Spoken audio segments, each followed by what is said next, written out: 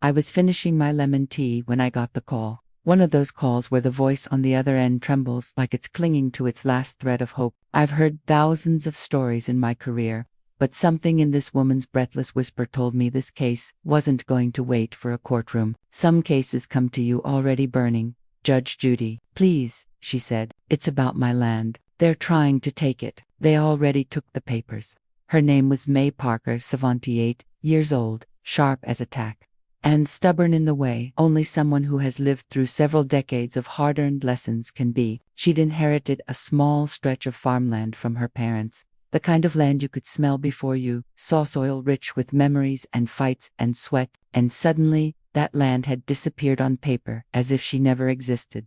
I told her to meet me in my chambers the next morning. She arrived in a faded blue coat, clutching a leather-bound folder to her chest like it contained her heartbeat. The moment she sat down, her eyes darted around the room, fearful, but with a spark of defiance that told me she wasn't ready to give up. They forged my signature, she said. My nephew, he wants to sell the land for some new development deal. He told me I'm too old to farm. That land is my life, Judge. I've heard all flavors of family betrayal, but there's a particular sting when it's aimed at the elderly. People forget their elders aren't fragile ornaments, they're steel wrapped in wrinkles. I asked for the documents. She slid them across my desk. One glance, and I knew someone had tried to be clever. The signature was shaky, too shaky. May's hands didn't tremble. Her grip on that folder earlier had nearly cut into the leather. Did you confront him? I asked. Her gaze lowered. He told me if I kept asking questions, he'd have me declared mentally unfit. Oh, the classic threat. I've seen more people weaponize that accusation than I've seen bad haircuts in court. Trust me, that's saying something. I told her I'd look into the matter personally. Sometimes judges need to step into the shadows before they step onto the bench.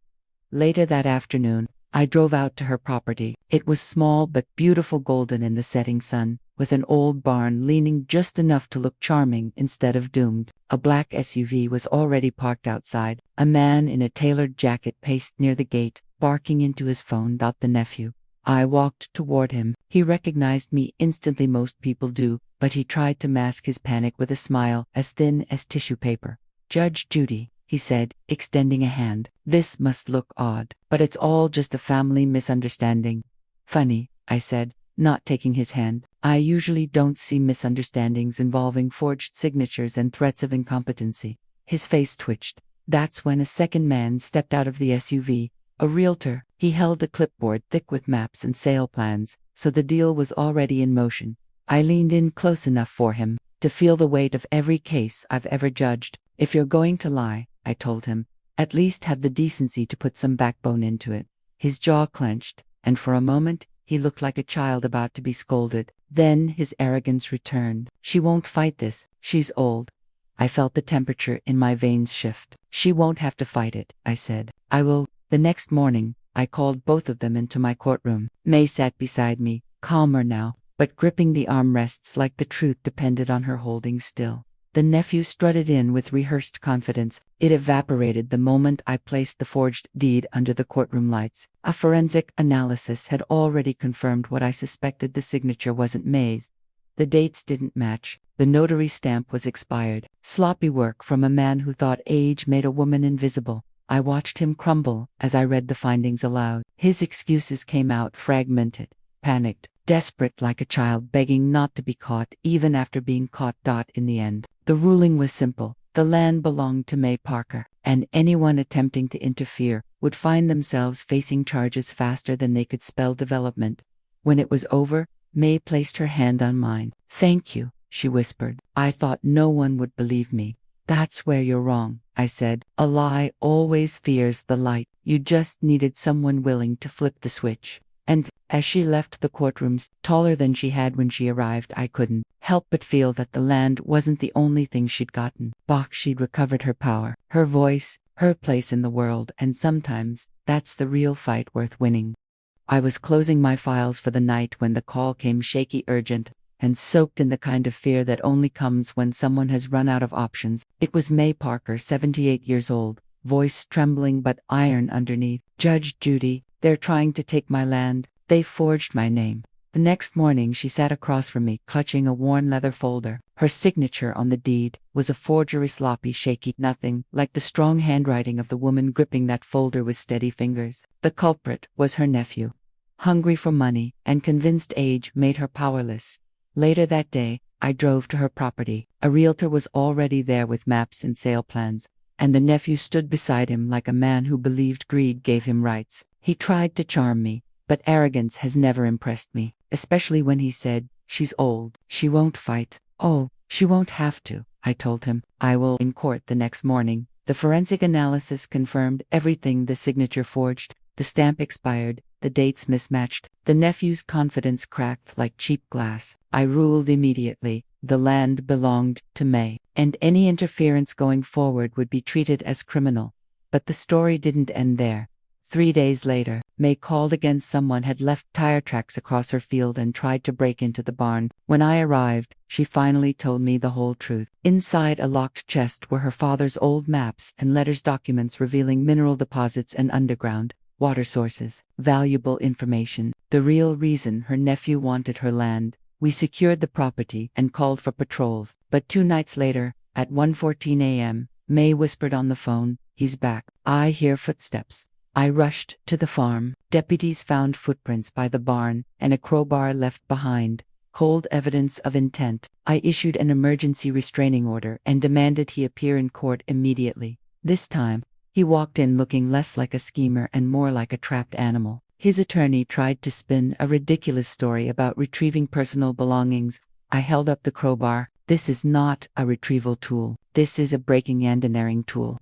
Charges: trespassing, attempted forced entry, harassment, violation of orders. His bravado evaporated.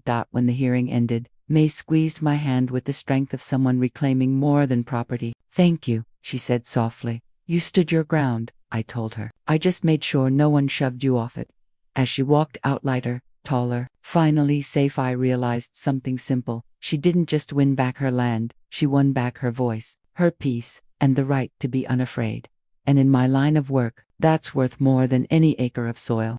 I thought the case was finished once the charges were filed, but trouble has a way of clinging to greedy people like burrs on a coat. May's nephew wasn't ready to let go, not of the land, not of the fantasy money he thought was waiting under its soil, and certainly not of his pride. Pride, I've learned, is often more dangerous than desperation. 2 days after the hearing, May invited me back to her farm, not as a judge, but as someone she trusted. I found her sitting on the porch with a cup of mint tea, staring across the fields as if listening to something only she could hear. "I've lived on this land my whole life," she said quietly. "Sometimes I think it listens to me.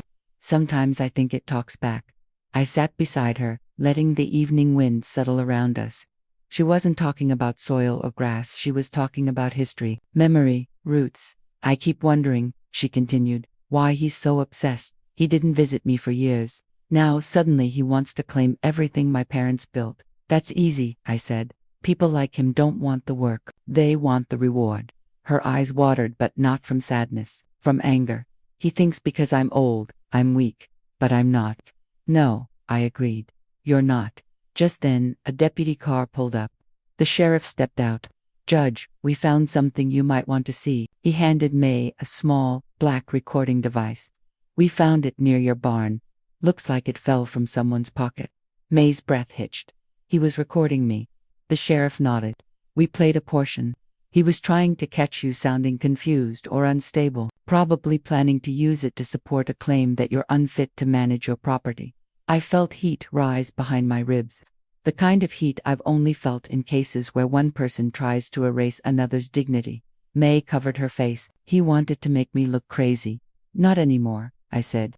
"This recording is going straight to evidence. He just gave us enough to bury his credibility." But that wasn't all. The sheriff revealed one more detail. The nephew had contacted 2 different developers in the past week, offering exclusive early access to the mineral and water maps he had tried to steal. He didn't have the documents, but he had promised them anyway, hoping he could take them by force later. A con never stops scheming, not until someone stops him. And that someone, in this case, was me. The next morning I called an emergency hearing. When the nephew walked into the courtroom this time, his confidence was completely gone. He looked smaller, like the weight of his lies had finally begun to crush him. I held up the recording device. "Do you know what this is?" I asked. His throat bobbed in a hard swallow. "It contains your voice," I said, "harassing your elderly aunt, attempting to manipulate her, and discussing your plan to have her declared incompetent. You also attempted to sell information you never legally possessed." His attorney sank in his seat. The nephew's face drained of color. I continued, "You didn't just try to steal land. You tried to steal her identity, her sanity, her rights." He stammered an apology, something flimsy and hollow, but I cut him off. "You don't apologize because you're sorry. You apologize because you got caught." When the ruling came down, it was stronger than before. A permanent restraining order, criminal charges referred to the district attorney, and a clear declaration that May's land and historical documents were legally protected. After the hearing, May walked toward me slowly. She looked lighter, like someone had finally set down a burden she'd been carrying too long. "I feel like I can breathe again," she whispered. "That's what happens," I said, "when a thief stops chasing you." We stepped outside into the sunlight, and she looked over her fields with a quiet pride. "Judge," she said, "my father always told me the land protects the people who protect it. And today," I replied, "it protected you." But the truth was simpler, and I said it only to myself. She protected herself. I just made sure the world had to see it.